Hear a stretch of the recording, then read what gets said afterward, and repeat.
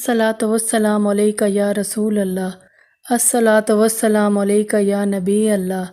अस्सलातु वस्सलामु अलैका या हबीब अल्लाह।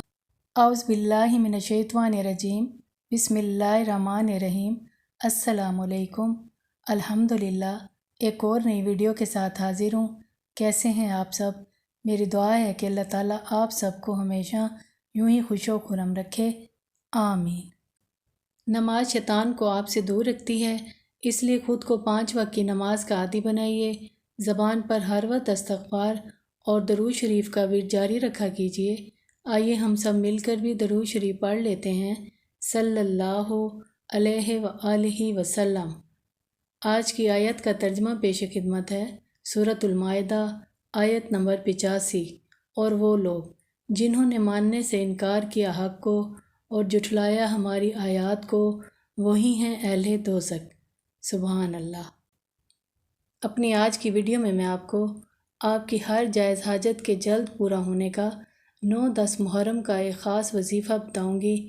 इंशाअल्लाह ताला इस वजीफ़े को करने से आपकी हर जायज़ मुराद ज़रूर पूरी होगी। वजीफ़ा ये है, आपने मुहर्रम की 9-10 तारीख़ को रोज़ा रखना है। जब आप अफ्तारी करने लगें तो अफ्तारी से 5 मिनट पहले सूरत इनाम की आयत मुबारका नंबर 124।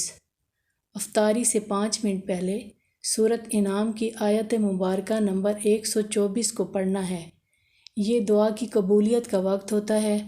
इस आयत को पढ़ने के बाद आप गिड़गिड़ा कर अल्लाह ताला से अपनी जायज़ हाजत के पूरी होने की दुआ मांगें। इंशाअल्लाह ताला बहुत जल्द आपकी हाजत पूरी हो जाएगी। पूरे यकीन कामिल के साथ ये वजीफ़ा कीजिए।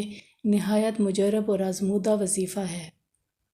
अल्लाह ताला हम सब की जायज़ ख्वाहिशात और हाजात को पूरा फरमाए, आमीन। आज के लिए इतना ही।